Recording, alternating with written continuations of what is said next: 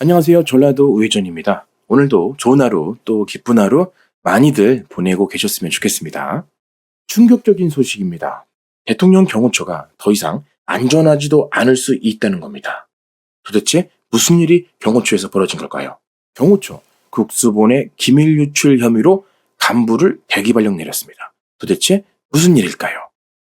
대통령 경호처는 13일 경찰 국가수사본부에 내부 기밀을 유출한 혐의를 받는 간부를 대기발령했습니다. 경호처는 이날 공지에서 대상자는 1월 모일 모 호텔에서 국수본 관계자 2명을 만나 군사 주요 시설 위치, 내부 정보를 전달하는 등 그런 사실이 확인됐다며 그 외 여러 경로를 통해 기밀사항을 유출한 혐의를 받고 있다고 합니다. 경호처는 해당 대상자는 현재 국가공무원법, 군사기지, 군사시설보호법, 군사기밀보호법, 대통령 등의 경호에 관한 법률, 보안 업무 규정 등을 위반했다고 합니다. 법적 조치 후 후속 조치를 위해 인사 조치된 것이라며 설명했습니다. 그러면서 대상자와 공모한 국수본 관계자에 대해서는 기밀사항을 주고받는 등 각종 법률을 위반하고 대통령 경호안전대책에 치명적 위험을 초래하는 데 대해 법적 조치를 통해 반드시 책임을 물을 것이라고 밝혔습니다. 아울러 경호처는 주요 간부회의 중 참석자들의 자유로운 의견 개진 등 의사소통 과정에서 나온 발언에 대한 그 어떤 불이익도 인사조치도 아니었다고 덧붙였죠.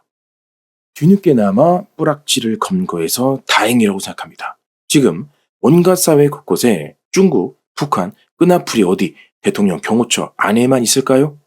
경호처는 대통령을 지키는 마지막 전선입니다.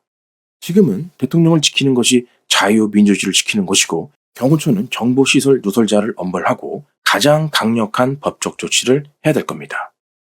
지금 사회 곳곳에서 암약하고 있는 좌익 불화치, 국회의원, 검찰, 경찰, 경호처, 군대까지 전부 발을 담그고 있는 것 같습니다. 정말 나라 꼬라지가 진짜 계엄령 선포 없었으면 안 될 수준이었던 거죠. 별 2개 군인은 좌파 유튜버 찾아가서 자기는 계엄령 따르고 싶지 않았다고 질질 짜고 대통령 경호하라고 뽑아놓은 사람은 국가기밀 유출하고 정말 이게 나라입니까? 민주당, 국민의힘 뭐 이런 문제를 떠나서 전쟁 중인 국가에서 국가 수장의 명령이 도대체 이렇게 무시받아도 되는 겁니까? 대통령 경호처에까지 리자이밍 지지 세력이 있다는 게 정말 경악할 노릇입니다.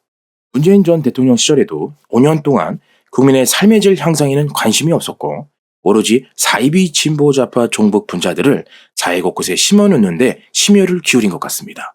지금 작금의 경찰, 검찰, 공수처, 법원, 언론 이들이 하는 작태를 보면 여실히 드러나고 있죠. 민주당은 작은 북한이라고 생각합니다.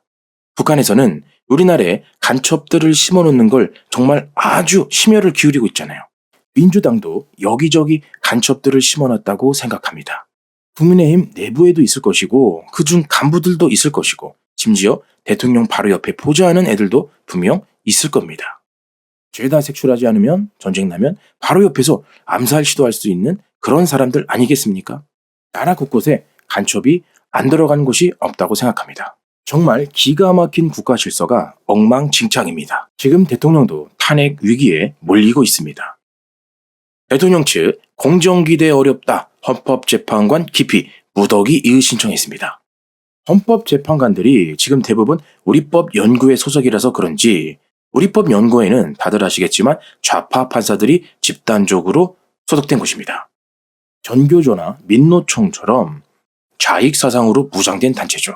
윤석열 대통령 측은 탄핵 심판을 심리하는 정계선 헌법재판소 재판관에 대해 공정한 심판을 기대하기 어렵다며 13일 기피 신청을 했습니다. 윤 대통령의 내리인단은 재판관에게 공정한 심판을 기대하기 어려운 사정이 있는 경우에 해당에 기피 신청을 했다고 밝혔습니다. 내리인단은 정계선 재판관은 법원 내 진보적 성향을 가진 우리법 연구회의 회원이자 회장을 역임했으며 지난날 23일 국회 인사청문회에서 국회의원들의 질문에 답변하면서 본 사건의 사실관계와 법률적 판단에 대한 애단을 드러냈다고 주장합니다. 또 정 재판관의 배우자인 황필규 변호사는 공익인권법재단 공감의 변호사로 활동하고 있고 그 재단법인의 이사장이 국회 측 탄핵소추 대리인단의 공동대표인 김희수 변호사라고 덧붙였습니다. 헌재법에 따라 재판관과 재판 당사자가 친족인 경우 등 외에도 재판관에게 공정한 심판을 기대하기 어려운 사정이 있는 경우에는 본인 변론 전까지 기피 신청을 할 수 있는 겁니다. 헌재는 기피 신청이 소속 지원을 목적으로 하는 것이 분명하면 각하할 수 있습니다. 이걸 두고 좌파 진영에서는 내 맘에 드는 사람에게만 재판받겠다는 거냐? 내가 나가고 싶을 때 나가겠다. 오라가라 하지 마라. 나에게 함부로 대하지 마.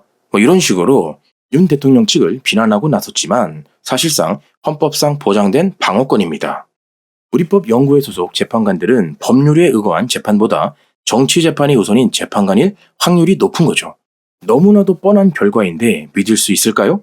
그동안 재판 결과 보면 국민들의 정서와 동떨어진 판결이 많아서 공감하기 어려운 재판 판결이 많았고 3건의 분립으로 대법원이 있는데 옥상옥의 헌재가 왜 필요합니까?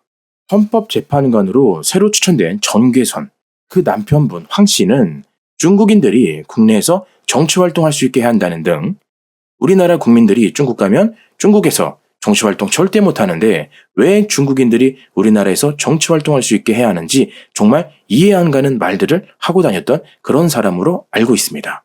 이런 자에게 어떻게 공정한 판결을 기대해 볼 수 있겠습니까? 지금 계엄령으로 우리법 연구회가 이렇게 무시무시한 집단인지 아마도 처음 아셨던 분들이 많으실 겁니다. 진짜 민주당이 큰소리 치는 이유가 다 있었다는 거죠. 감사합니다.